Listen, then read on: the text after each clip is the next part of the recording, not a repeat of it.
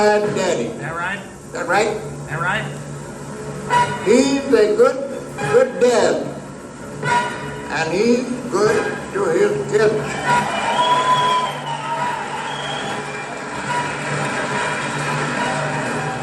And he brings home all of his money. And this is the recording for him. for him. I'll put that on myself.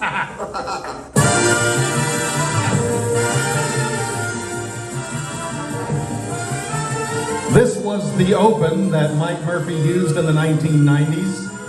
It is a distinct privilege to address this august group of, as Murphy would say, humans. The dictionary defines a legend as a person or thing that inspires legends. Murphy most certainly did that. And today we will listen to this legend and capture a glimpse of a remarkable 46-year career in radio. I should tell you that some of this audio is between 20 and 60 years old. Some of the source material has degraded and been edited by others. He was born Michael Hervey in Ottumwa, Iowa in 1939. He died in Overland Park, Kansas in 2011. Mike's father died in a train depot explosion when Mike, his younger brother Bill, and his sister Patricia were very young. Their mother got a settlement from the railroad, but she had to work in a department store for 40 years. Mike said she got ripped off by the railroad company. One of his first jobs was washing windows and selling shoes at a shoe store called Nelson's in Ottumwa, Iowa. And one day a gentleman walks in and says, I'd like a pair of Florshams. And Mike says, well, what size will you have? And the gentleman says, you know, you've got a pretty decent voice. You could work on the radio in Ottumwa, Iowa. And so Mike got a job at KLEE, Clee Radio. And he stayed for a year and then went to WCBS in Springfield, Illinois. Following that, he worked for KPIG, KPIG in Cedar Rapids, Iowa. He only stayed 30 days. Mike said that's where the car broke down. And he went to the mechanic and said, how much is it going to be? And the mechanic gave him this outrageous figure. And Mike said, well, why is it so expensive? And the mechanic said, well, we have to drop the pan. And every year for the rest of his life, Murphy would say, whenever the mechanic says they have to drop the pan, you're getting screwed. He never said screwed, by the way. Then he went to Peoria at WPEO and then back to WCBS in Springfield. 1962 was the first of two stints at WQUA in Moline, Illinois. That's 5 stations in 4 years. In May of 1964, Mike is hired at WIRE in Indianapolis. Now, prior to 1964, he used his real name, Mike Hervey. However, his brother, Bill Hervey, was known in Indianapolis as Pat Murphy, the Cincinnati Dancing Pig. By the way, the Cincinnati Dancing Pig's an old Red Foley song, if you want to know. Management wanted to advertise the Murphy brothers, so Mike had to change his name to Mike Murphy. This is the oldest tape we have of Mike in 1965, giving a rather humorous community calendar about George Washington slept here. Listen to the Man About Town promo and the wife who gets some nice flowers from a certain florist. Hamilton County Theater Guild is going to present George Washington Slept Here tomorrow, at the Noblesville High School Cafetorium. Curtain time is 8:15, and tickets are available at the door. That's very true, all right. This is the old Mike Murphy program. This show, I realize this show is no good. It's 88 degrees in the studio, and I'm going to have to take off my shirt in order to continue this program, and my shoes and my socks. I don't think you're very nice. All right, it's 20 minutes past 4 o'clock in the afternoon. WIRE time, it's 88 degrees above zero. Folks, that's above zero. You must remember that, I think, on a summer day that this is above zero, right? WIRE. Today, our man about town is Edward H. Harwood, manager of Glendale Cinema 1 and Cinema 2. Our congratulations go to Edward H. Harwood, our man about town today. He got to receive dinner for two at the famous Porky's Colony House, and his wife, a beautiful floral creation from Flowers Joe Letterman. Congratulations. Mr. Harwood. That about time today, okay? Flowers Joe Letterman was late-night host comedian David Letterman's father. This is Mike again at WIRE in 1967, and he's introducing a singer all of us in Kansas City know, but it would be a few more years before he knew her. We all get together in the fall. Will I still be the love that you recall? When we all get together in the fall. Oh, Marilyn, you're wonderful. When we all get together when we all get together in the fall. We all get together in the fall. Georgie Jessel said we're going to sit down here, we're going to have a bowl of leaves. Following his stint in Indianapolis, he was hired back at WQUA, as Murphy told me, at a better salary. This is Murphy on New Year's Eve, 1967, and he gives an important sports score.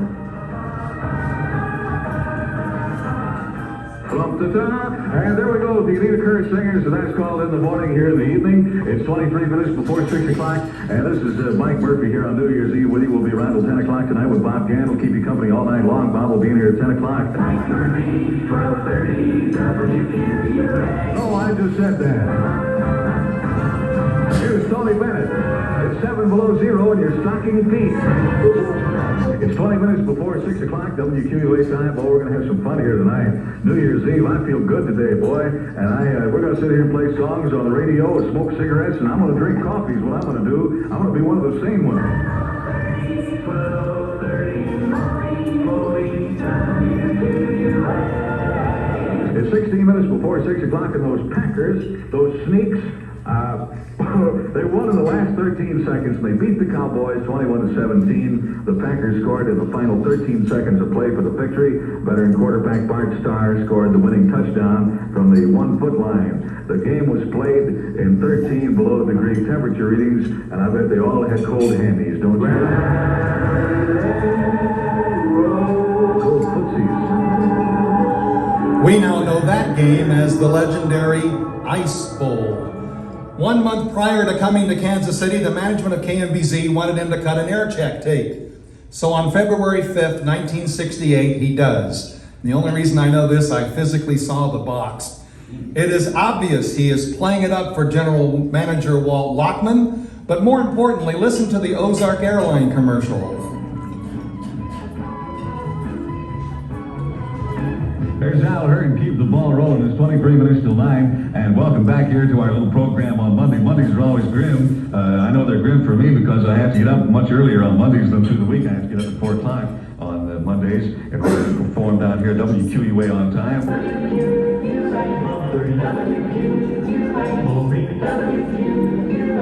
Well, our temperature in the 5 Series this morning is 25 degrees, and it's going to be a great day this morning.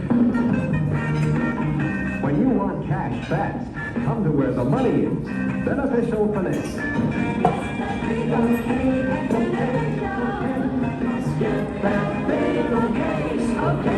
Beneficial Finance Company. All right, yes, thank you very much. It's about 20 minutes before 9 o'clock in the morning, WQUA time. WQUA with a song in our hearts. And this is, Mike Murphy with a hole in my sock. It's 17 minutes before 9 now, WQUA time. Our 5 cities temperature reading is 25 degrees.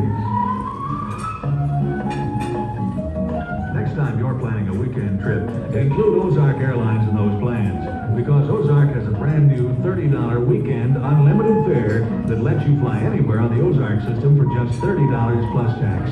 Leave anytime Saturday, start your final flight before 6 p.m. the next day. So take a weekend trip, fly there and back for just $30 with Ozark's new weekend unlimited fare. Fair enough?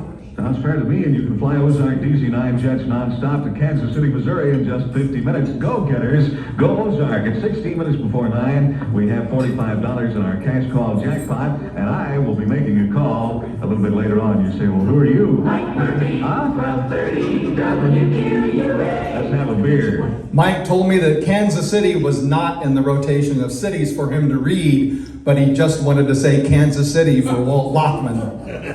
It is March 18th, 1968, oddly enough the day after St. Patrick's Day, and it's Mike's first day at KMBC.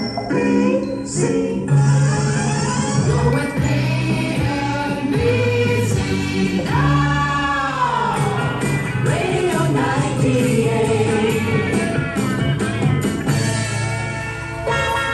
Kansas City Radio, KMBC. Mike started out working evenings, then by December, he was the morning man, and boy did he ever shine.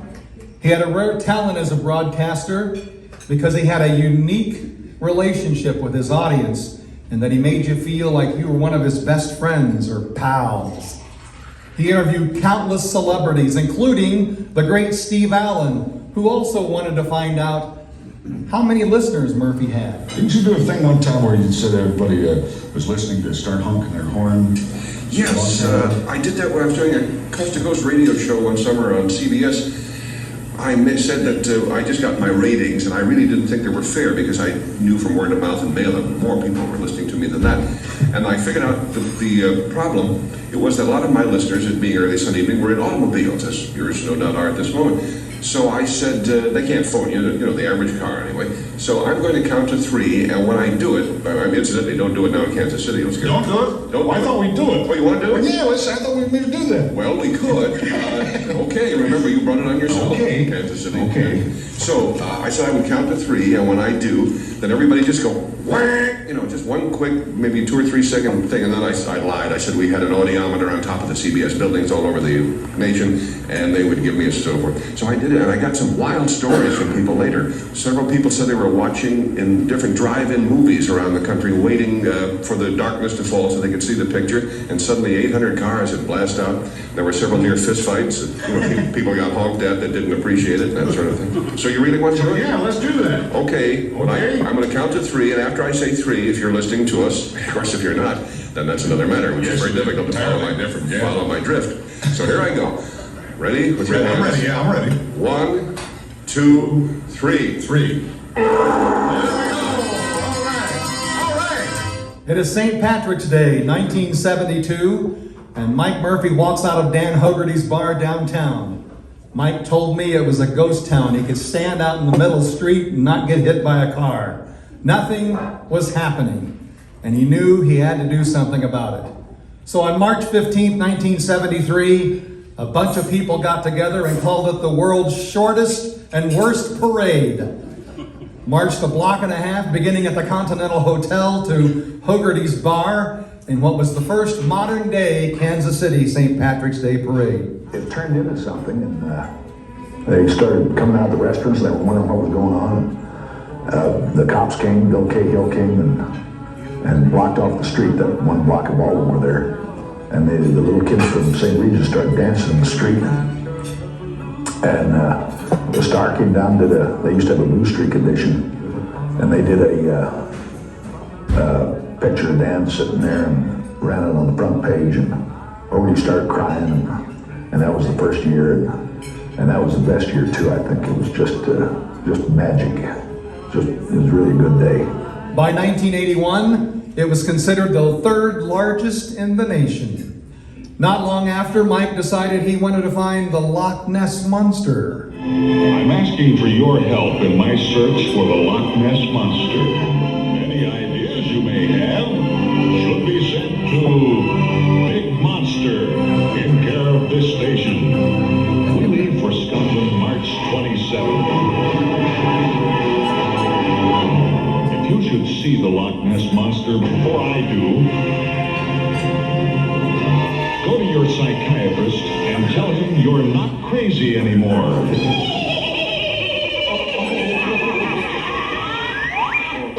Oh, we're having a monster ride. We haven't fought no The largest Loch Ness Monster search in 50 years is taking place now. Mike decided he needed an award and called Stockholm, Sweden, to discuss with a certain Dr. Gilov, who is an official with the Nobel Foundation. And I would like to know how one would nominate oneself for the Nobel Peace Prize. Who is nominated? I would like to nominate myself. Well, you can't. You can't? You can't. Well, how would you go about that then? Well, you see, according to Nobel Wheeler, nobody can suggest himself. Oh, he can't suggest himself. Well, There is a Nobel Committee in Oslo, in Norway. uh-huh. They are in charge of the Peace Prize. And you're on the board of the awards, though. I have nothing to do with the Peace Prize. You don't have. No, nothing whatsoever. Well, what do you do? Do you handle the chemistry or literature? Well, Heinrich Boll was the winner of the literature prize. Well, yes, it is. Mm-hmm. Well, we were all concerned about these awards and being no Nobel Peace Prize awarded this year. So it's always nice to talk to you. How's the weather over there today? Fine? Well, that's good. Well, it's nice to talk to you. Thank you very much. Okay, goodbye. Now, what you just heard in a minute and 15 seconds was actually 3 separate phone calls that Mike made to Stockholm, Sweden to talk to this guy. And so by the third phone call, Dr. Gilov had had enough of Mike Murphy. And so that's why Murphy says, so how's the weather over there today? Dr. Gilov's like, yeah, it's fine. Get off my phone. Murphy and I had a running joke that if something wasn't going to happen for us, we would both look at each other and say, you can't. You can't? You can't. That's because of Dr. Gilov. From 1971 to 1979, Kansas City had a wonderful mayor named Charles Wheeler. Every week, Mike has Monday Morning with the Mayor, where they would discuss various topics relevant to Kansas City. During the week, though, Mike would go into a production room and ask absolutely ridiculous questions to Mayor Wheeler's serious answers and play them on Friday. Now, you can't do that today, but Charles Wheeler loved it. Mayor, come sit down here with me at the piano here, will you? Here's my buddy Mayor Wheeler. Mayor, I understand that your boy raises mastiffs out there at your house, has about 500, and next weekend you're going to have a big deal with about 18,000 people in there, and your boy's going to heave them some bones. Really going to throw them a nice dinner tonight. Well, I certainly wish I could be there with you. I plan to attend. I would think you would be there. I don't know, 18,000 people, good heavens. Basic question is whether we have enough hotel rooms in this area. I don't know whether we do or not. What do you think? I'm convinced we do. Well, all right. What does that break down to anyway? About 8,000 Republicans and about 10,000 Democrats. Well, it sounds like a good time will be had by all in your backyard there at the feeding of the mastiffs. I want to congratulate you on your new clown outfit that you're wearing. Looks to me like a bikini that you have I on. broke it out. I think I'll wear it all summer. Well, I would think so. You got, I notice, many large thorny warts on your body there. I'd say I've got about 300. Well, you ought to probably have those removed, Mayor. Then what would you do with them? The plan is to put them in sacks. Auction them off, maybe, and get a nice price for them. What could you wear along with your bikini that you have on there, your clown outfit? Oh, I think Japanese warriors hat. I think that would make for a nice deal, and thank you very much. There was a Chiefs player named Kurt Mers. Following his retirement from the NFL, Mers got into broadcasting, and he was nicknamed by Murphy as Mother Mers because he could keep the stay-at-home moms listening to him. Murphy and Mother had a riotous time at KMBZ. How's your heart, Mamu? My heart? What about your back? Huh? Take that cigar out of your mouth and blow wind into this bag. Just as I thought. Let me feel your belly. Now wait just a minute. Mother, you are a wreck. I am? Yep, but help is on its way. I don't feel so good. Now, you'd be fit as a fiddle in no time at all if you joined the downtown YMCA. You can let my belly go now. Mother, the downtown YMCA program schedule is scientifically designed to strengthen your heart, shore up your back, lengthen your wind, and flatten this flabby bully here. How would you like a flat nose? Get your hand off my belly. Swimming and volleyball, handball, basketball, racquetball, squash. And you can get in shape during your lunch hour if you want to do that. Got any weightlifting, any pumping iron, stuff like that? Yeah, and much more. Hey, what are you doing here? Mother, put me down. blow into this bag. Let go of my belly. You get away. Sadly, we lost Mother in April of 2022. When he retired, he was probably considered the Mike Murphy of Springfield, Missouri. KMBZ brought in Mike's brother Pat to work on the same station, and just as in Indianapolis, they were advertised as the Murphy Brothers.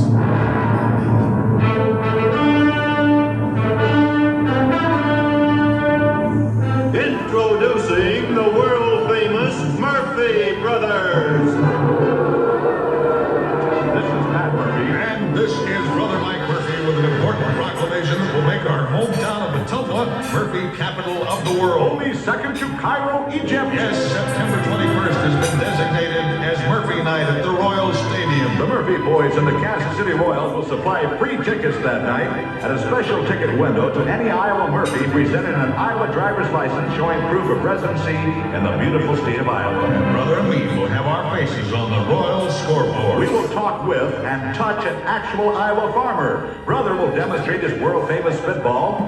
That's September 21st, Murphy Night at the Royal Stadium. Royals versus the Chicago White Sox. And free tickets to Iowa Murphys that drive down from Iowa, and we'll see you about 6:30 p.m. If you have a forged Iowa driver's license, that will be good too. See all you Iowa Murphys at the stadium Friday night, September 21st. Thank you. One time, Pat Murphy asked Mike, "Why are we so popular?" And Murphy said, "Because we're odd." Murphy arrives at KCMO in 1980. He always had a thing for flying saucers. He always talked about them, had guests that talked about them, and was, at least to me anyway, a true expert. He replaced Art Bell for several nights, and the syndication company offered him Art's job.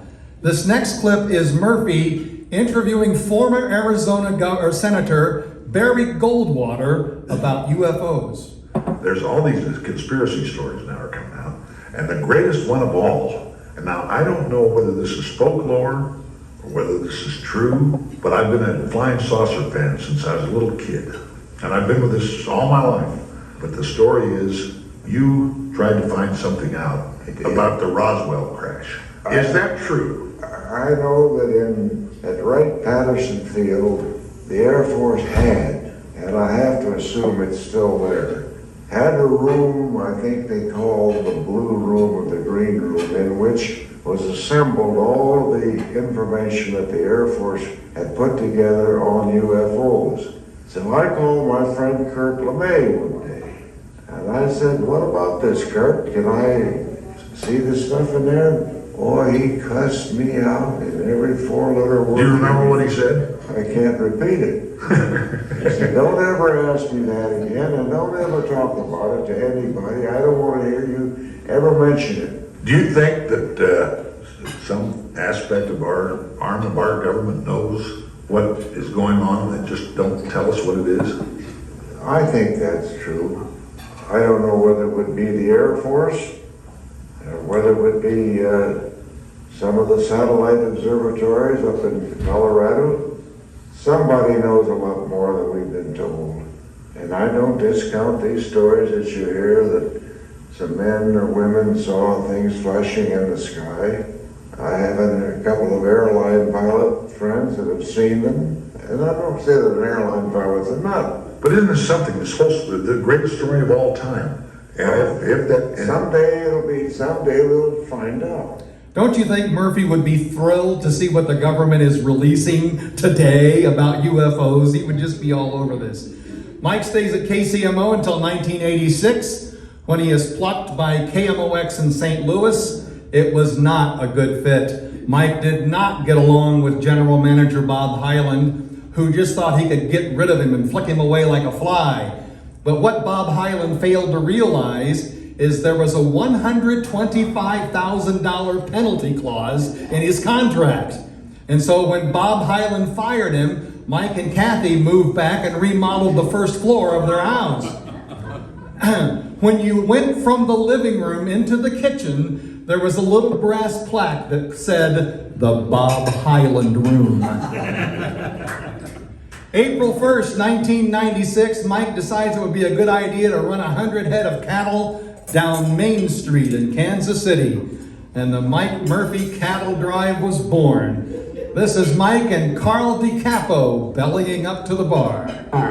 We say, Michael? Morning of the first cattle drive in 100 years in this town, and you know what? They said we couldn't do it. You're right. They But said, they also said we couldn't do a lot of things. well, they did. They say, no, whatever it is you say you want to do, they say, no. Somebody always says no. You know, that's the worst word in the English language. When somebody tells you no, then you say, by God, we're going to do it. It's amazing, amazing. Isn't it? The people are so excited. This is the greatest thing. And this is Kansas City. This is what Kansas City is. These are your people. And they're your people. But I'm telling you, everybody sits there and they're amazed by what Mike Murphy can do. Yeah. This is America. Remember all the cowboy movies you saw when you were a kid? Tom Mix, Roy Rogers. Hook Gibson, the only left-handed cowboy. Hook Gibson. That's right.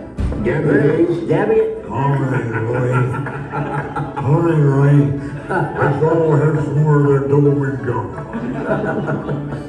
And Gary Cooper, remember him? Gary Cooper. Ask him. Got it. Ask him. I knew. Ask him if we can go through the past. What we better do is get out of here. I think so. Let's get out of here. And you got what's your name of your horse? Tunnel. And that you're gonna ride? Tunnel. Whose horse was that? Lone Rangers. Was that? Yeah. Okay. Yeah, that's right. I'm trying to think of all the old horses. Silver and Johnny Mac Brown's horse. Tony was Tom Mix's. Tom Mix's horse. That's right. My horse is named Lucky. It is. I'll be lucky if he doesn't kick me off and bite me. Well, let's go, Carl. I'm ready. Let's hit Ready? the trail. Let's go. Let's hit the trail one more time. Let's go. Hey! Cheers! Cheers! Murphy didn't like it when the cows went from point A to point B. He liked it when they escaped. And one year they were downtown and a cow escaped into the parking lot and went up the spiral, and a motorcycle cop had to chase the cow back down the spiral. Another time we were in Mission, we didn't find this out till after the parade, a cow escaped and got into this elderly woman's backyard, and she called her councilman and says, "Hello, why is there a cow eating my flowers in the backyard?" And Murphy just thought that was wonderful, that this cow got away and was eating this poor woman's flowers. In the late 1990s, there was a push for a multi-county sales tax to restore and renovate Union Station. And they pulled out the big guns to advertise it, like Walter Cronkite. And Cronkite was asked to visit KCMO, where he worked in 1936. Cronkite visits Mike Murphy, and they talk about Union Station, but Murphy had other ideas. I want to give you, You don't have to pay me, Mike. 25 bucks and have you do a couple of stories from The Wire, and then and then say for the last time, that's the way it is. I hope it's not the last time. Well, you don't ever do any news. No. Here we go with KCMO Newslines on Friday, January 31st. Hope you're all out there to hear that a school bus company will pay Kim Sales $14 million. She's the mother of Ryan Sales. He was killed in 1995 when his jacket became caught in a school bus handrail and he was run over. The settlement was filed in Jackson County Circuit Court. And Kansas Governor Bill Graves' plan to reduce the state property tax levy for schools is going to be taken up by House Committee. The proposal would gradually decrease the levy to 25 mills by 1999. A roadblock to a plan to consolidate Wyandotte County and Kansas City, Kansas governments. The Speaker of the Kansas House says the move's not going to save money, and he's introduced a measure to prevent a vote on the issue. And that's the way it is. Friday, January 31st, 1997. This is Walter Cronkite. Good morning.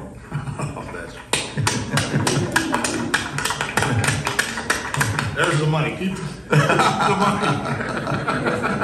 25 bucks. Could I talk to the business manager here? That's out of my pocket. God bless you. By the way, Mike told me Cronkite kept the 25 bucks. Mike retired from KCMO Radio December 17th, 2004. The following is the first few minutes from his final broadcast. He quotes from Shakespeare and says it's from King Lear, but it's from Macbeth. but don't let that deter you from the message he was sending.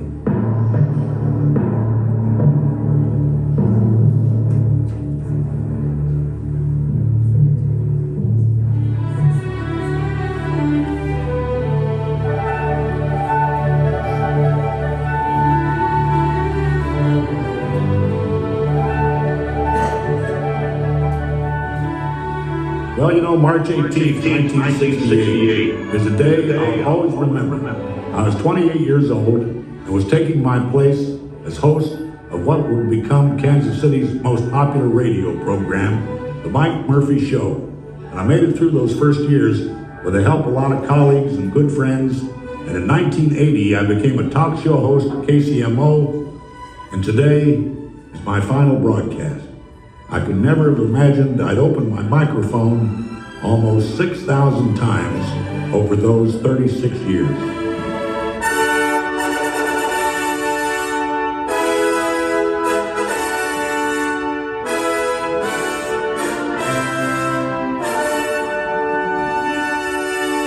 Man, woman,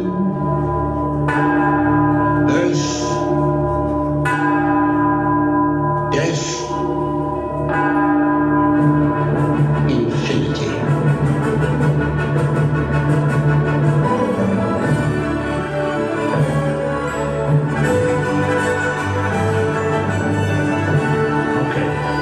Retired, 2 weeks ago?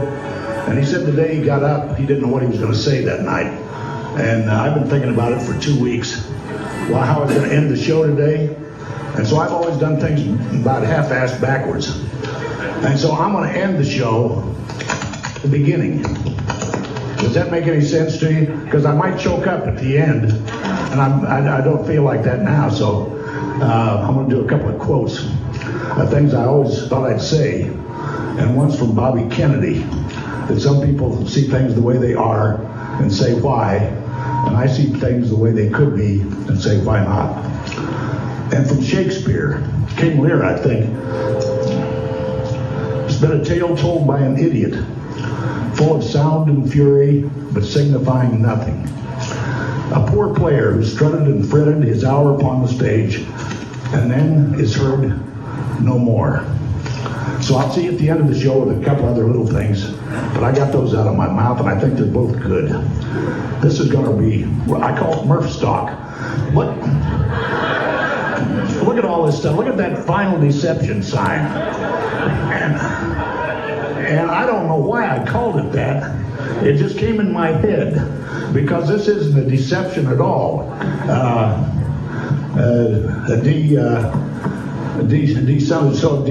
Defection was desection, defecation,